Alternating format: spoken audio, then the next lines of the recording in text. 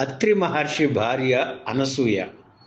పాతివ్రత్యంలో ఆవిడను మించిన వారు లేరని పురాణాలు పేర్కొంటున్నాయి.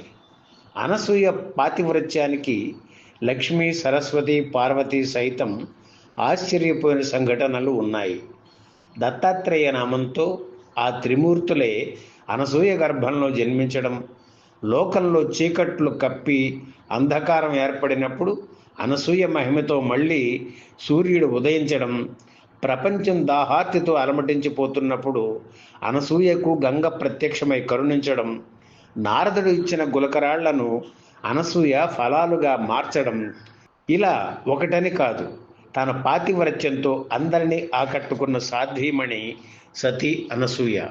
తనకు తానే సాటి అనిపించుకుని సతీ ధర్మాలను చాటి చెప్పిన అనసూయ కథతో ఇప్పటి వరకు 4 సినిమాలు రావడం విశేషం.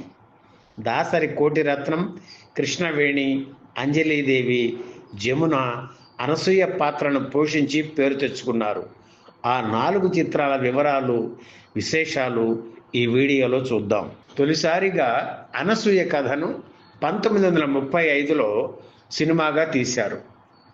తెలుగు సినిమా చరిత్రలోనే ఒక మహిళ తొలిసారిగా నిర్మించిన ఆ చిత్రం పేరు సతీ అనసూయ. ఆ మహిళ పేరు దాసరి కోటిరత్నం. సతీ సక్కుబాయి చిత్రం షూటింగ్ కోసం తన నాటక బృందంతో 4 నెలల పాటు కలకత్తాలో ఉన్నారు కోటిరత్నం. కొత్త విషయాలు తెలుసుకోవాలనే ఆసక్తి కలిగిన అసాధారణ మహిళ కావడంతో కలకత్తాలో ఉన్న ఆ 4 నెలల కాలంలో తెలుగు చిత్ర నిర్మాణం ఎలా జరుగుతోందో గమనించారు. తక్కువ ఖర్చుతో తెలుగు సినిమాలు తీసి ఉత్తరాది వారు లాభపడుతున్నారని ఆవిడకు అర్థమైంది.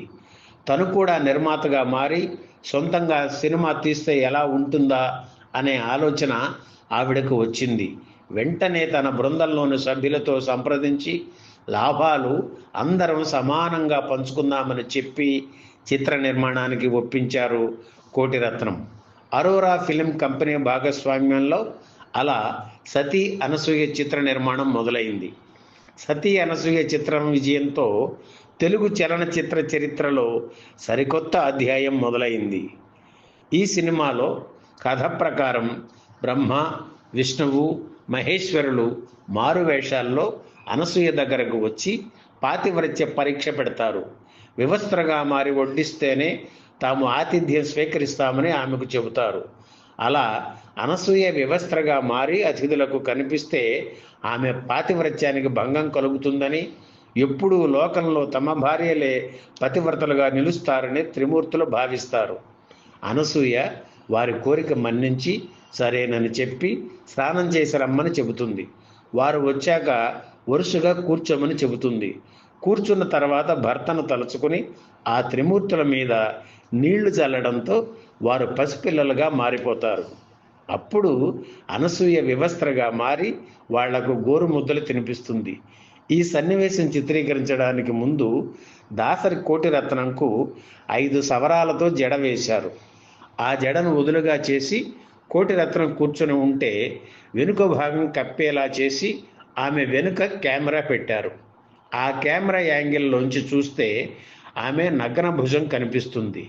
దాంతో కోటిరత్నం నిజంగానే నగ్నంగా నటించిందన్న భావన ప్రేక్షకులకు కలిగింది. 1935 అక్టోబర్ 4న సతీ అనసూయ చిత్రం విడుదలయ్యింది. ఇక రెండవ అనసూయ చిత్రం 1936లో వచ్చింది. ఇది తెలుగులో తొలి బాలల సినిమా కావడం గమనార్హం. అప్పట్లో బాలల చిత్రం ఎవరూ తీయకపోవడంతో తనే ప్రయోగం చేస్తే బాగుంటుందని దాదాపు 60 మంది పిల్లల్ని ఊరూరా తిరిగి ఎంపిక చేసి కలకత్తాకు తీసుకువెళ్లారు సి పుల్లయ్య. అందరూ చదువుకునే పిల్లలు కావడంతో షూటింగ్ వల్ల వారి చదువుకి ఇబ్బంది కలగకూడదని ఓ మాస్టర్ను కూడా ఏర్పాటు చేశారు. కలకత్తాలో ఓ పెద్ద ఇల్లు తీసుకొని అందరూ అక్కడే ఉండే ఏర్పాటు చేశారు.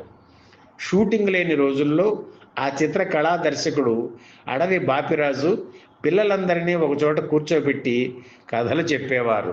హాస్య నటుడు రేలంగి వెంకట్రామయ్య ఈ సినిమాకు ప్రొడక్షన్ మేనేజర్గా పనిచేశారు. అప్పటికి ఆయన నటుడు కాలేదు. 100 ఏళ్లకు పైగా జీవించి ఇటీవలే కన్నుమూసిన తొలితరం కథానాయిక కృష్ణవేణికి ఇదే తొలి సినిమా. అనసూయ పాత్రను ఆమె పోషించారు. అన్నమాచార్య కీర్తన జో అచ్యుతానంద జోజో ముకుంద తొలిసారిగా వినిపించింది ఈ సతీ అనసూయ చిత్రంలోనే. అలాగే పాటలు, మాటలు, పద్యాలు రికార్డు రూపంలో రావడం అన్నది కూడా ఈ సతీ అనసూయ చిత్రంతోనే మొదలైంది. కాకినాడలోని సన్ రికార్డింగ్ కంపెనీ ఈ రికార్డులు రూపొందించింది. సతీ అనసూయ పేరుతో బాలల చిత్రాన్ని, ధ్రువ విజయం పేరుతో పెద్దవాళ్లతో మరో చిత్రాన్ని తీసి ఈ రెండు కలిపి 1936 మే 8న విడుదల చేసింది ఈస్ట్ ఇండియా ఫిల్మ్ కంపెనీ. మూడవ అనసూయ చిత్రం 1957లో వచ్చింది. ఇందులో టైటిల్ పాత్రను అంజలీదేవి పోషించారు. అత్రి మహర్షిగా గుమ్మడి, కాంతారావు మహావిష్ణువుగా, అమరనాథ్ శివుడుగా, పద్మనాభం నారదుడిగా ఈ సినిమాలో నటించారు. ఈ సినిమా కథలో భాగంగా సతీ సుమతి కథ వస్తుంది. ఇందులో నర్మదగా జమున, కౌశికుడిగా కేవీఎస్ శర్మ నటించారు. కుష్ఠురోగి అయిన కౌశికునికి శాప విమోచనం కలిగి సుందర రూపం వస్తుంది.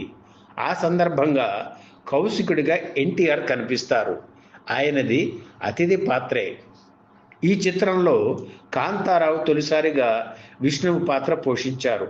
సతీ అనసూయ చిత్రం మొదట చిత్రపు నారాయణమూర్తి దర్శకత్వంలో మొదలైంది. ఆ సమయంలో ఆయన తెలుగు, తమిళ చిత్రాలతో బిజీగా ఉన్నారు. సతీ అనసూయ చిత్ర నిర్మాత సుందర్లాల్ నహతా తన చిత్రాన్ని జూన్లో విడుదల చేయాలని నిర్ణయించుకుని రోజుకు 2 కాల్ షీట్స్తో పనిచేయమని దర్శకుడికి చెప్పారు. దానికి అనుగుణంగా మిగిలిన చిత్రాల షూటింగ్స్ ప్లాన్ చేసుకోమని నారాయణమూర్తికి చెప్పారు. తను అలా చేయలేనని నారాయణమూర్తి చెప్పడంతో ఆయన్ని తొలగించి కడారు నాగభూషణంను దర్శకుడిగా నియమించారు సుందర్లాల్ నహతా. 1957 అక్టోబర్ 25న సతీ అనసూయ విడుదలయ్యింది. ఇక 4వ అనసూయ చిత్రం రంగుల్లో రూపుదిద్దుకోవడం విశేషం. ఇందులో అనసూయగా జమున నటించారు. అత్రిగా కాంతారావు, కౌశికుడిగా సత్యనారాయణ, నర్మదగా శారద నటించారు. నారదుడి పాత్రను శోభన్ బాబు పోషించారు. ఇది అతిథి పాత్రే. ఆ సమయంలో ఆయన చాలా బిజీగా ఉన్నారు. ఈ సినిమాలో నటించడం శోభన్ బాబుకి ఇష్టం లేకపోవడంతో పారితోషికాన్ని బాగా పెంచి చెప్పారు. అయినా ఆ రోజుల్లో ఆయనకు ఉన్న బాగా క్రేజ్ ఉండడంతో హీరోగా ఒక చిత్రంలో నటిస్తే శోభన్ బాబుకు ఎంత పారితోషికం తీసుకుంటారో అంతకంటే ఎక్కువ డబ్బు ఇచ్చి నారదుడి పాత్రకు శోభన్ బాబుని ఎన్నుకున్నారు ఈ చిత్ర నిర్మాతలు. బిఏ సుబ్బారావు దర్శకుడు. రాజబాబు, మీనాకుమారి హాస్య సన్నివేశాలు, జ్యోతిలక్ష్మి, వెన్నిరాడై నిర్మల నృత్యాలు ఈ చిత్రంలో ఉన్నాయి. 1971 జూన్ 10న విడుదలైన ఈ చిత్రం విజయం సాధించింది. ఈ వీడియో మీకు నచ్చితే లైక్ చేయండి, షేర్ చేయండి, వెంటనే సబ్స్క్రైబ్ కూడా చేయండి.